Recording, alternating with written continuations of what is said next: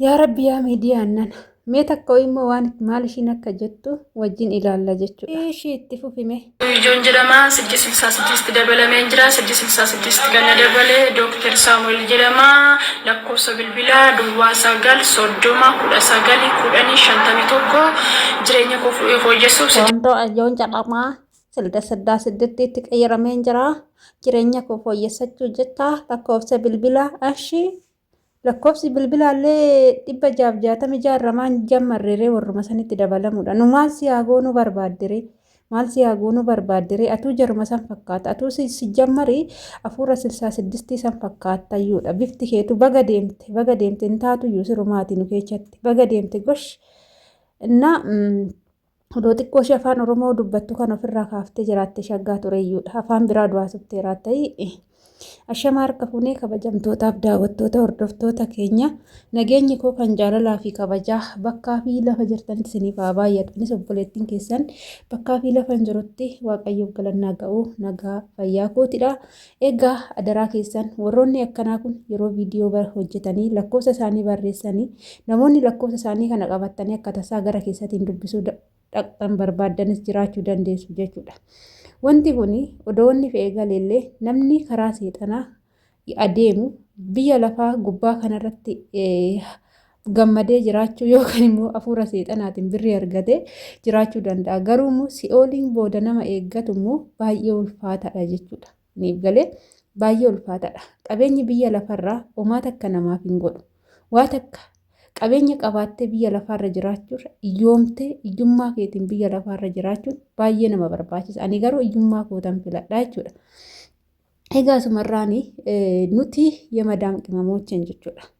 Ijoolleen gola madaamii keessa jirru jalqaba irratti hafuura 66 itti dabalamnee hojjechuu miti nutuyyuu hojjennee humna keenyaan hojjennee gola madaamitti akka argitu kanatti dafqa keenya jissinee hojjennee kan finneeyyuu ofii keenya qofa ittiin fayyadamnu jechuudha.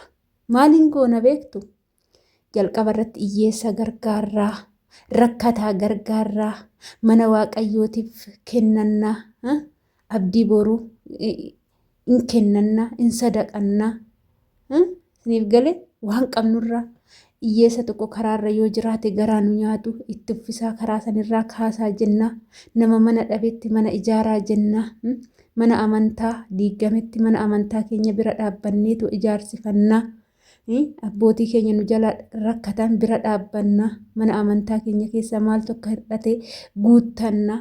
Karoorri keenya isa kana malee isa si'oolii jiru sanii miti jechuudha. Maallaqa gola madaamitiin argannu kana warra godhudhanu. Siif galee yaa jaanjoo itti dabalame jettu yaa boontu. Kanaafuu miidiyaa irra teechee nutti wacin jechuudha. Nutti wacin nuti kun hojii baay'ee qabna. Hojii baay'ee akkuma argitu kana qabna. Akka keetii hojii seexanaa hojjenne hojii daabiloos hojjenne birrii fidachuu hin barbaannu. Nuti hojii ilmi namaa hojjechuu qabu. Hojii waaqayyoon nama itti yoo hojjetan itti namatti gammadu.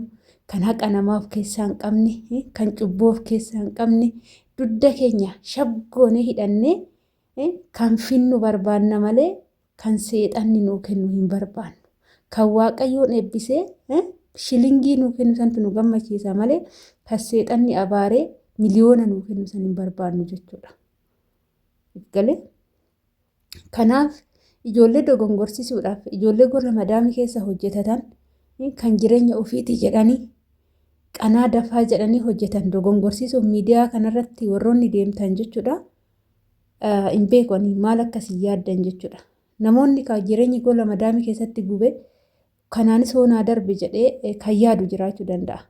Dhugaan isin hin jedhaani iyyummaadhaan fayyaa qabaanne waaqayyoon keenya tajaajila mana waaqayyoo keenya keessa jiraachaa yoo jiraanne tsalootii keenya sigdatii keenya godhaa yoo jiraanne nuti baay'ee qabeenya guddaa qabna. Qabeenyi qabnu sun maalidha?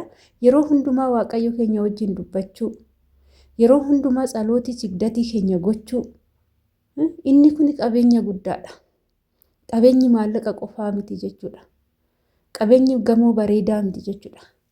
Gamoon bareedaan biyya lafaa kanarraa asumarratti hafa. Namni fudhatee deemu hin jiru. Manni dhugaan manni bareedaan kan nu eeggatu boru gaafa asirraa deemne jechuudha.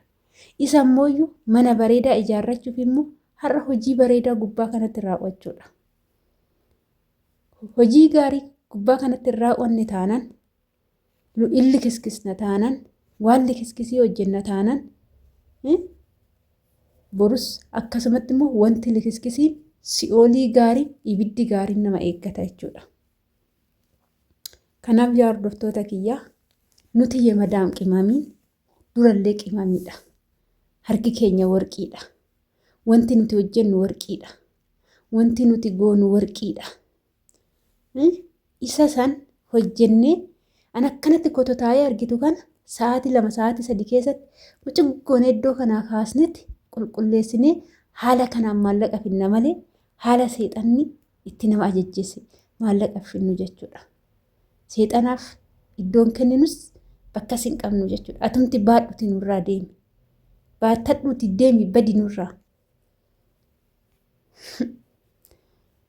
Jireenyi biyya lafaa kuni waan hin dhumne kan fakkaattu kuni ni dhumti ni darbiti jechuudha. Qabeenya irra seexanaan dhufe kun seexanni yoo sitti aare akkuma sii kenne kanatti guyyuma tokko sirraa ballaqsi godha. Sillee illimsi godha daabiloo gara ibiddoo fi siinaa seete waaqayyoon garuu siif naa sii qusataa akka miidhamtuun barbaadu jechuudha. Daabiloos garuu akkasii miti. Kanaaf nuti maal si haa goonuu fi dhuftee kan nuti odeessituun jedhe biyyaani. Animee kan nagarrame kan dhuftee nuti odeessituun nagarrame maal goonaaf meenu maaluma goonaaf kan dhuftee akkana ta'uuf hantaa jettu. Deemi jireenya kee fooyyeffadhu kaati. Bifti keetuu jaruma san fakkaata. Silaa deemi kanurra maal godhinuun jettan uun. Akkasii hordoftoota kiyya. Adaraa keessan ijoolleen gola madaamii keessa teechanii wantoonni akkanaa kun yeroo isinirra dhufe wanta akkanaa kana lakkoofsa isaaniitillee qabachuuf hin yaalinaa. Lakkoofsi akkanaa kun yoo qabattanii bilbila keessanitti teechiftan sin dogongorsiisuu danda'a. Viidiyoo akkanaa ofirraa dallataa malee hin ilaalinaadha. Adaraa keessanii sinin jedha ani barumsa akkasii ta'uufan sinii fide malee ani viidiyoo kana gizuma sanan ofirra dabarse garuu muqoy hordoftoota kootii qooduun qaba jedhee yaadee fidee jechuudha. Siniif galee miti. Kanaaf kushiina madaamii dhinnee kan argannu shantimeetii madaamii dhinnee kan argannu kana waaqayyoon nu haa eebbisu. Yoo waaqayyoon nu eebbise inni kun guddaa nuuf ta'a jechuudha. Inni xiqqoo fakkaatu kun guddaa nuuf ta'a. Gamoo bareedaa mana waaqayyootti ijaarrachuudha malee biyya lafaarratti ijaarrachuun bu'aa tokko hin qabu. Akkas hordoftoota kiyya ani viidiyoo kiyya ammoo asimarraa nan goolaba. Turtiin wajjin gootaniif guddaa galatoomaa. Dogongoroota akkanarraa of eeggannoo gurguddaa godhaa siniin jecha akka viidiyoo biraatiin walitti deemtu turtii gaarii siniif haa ta'u baay'ee.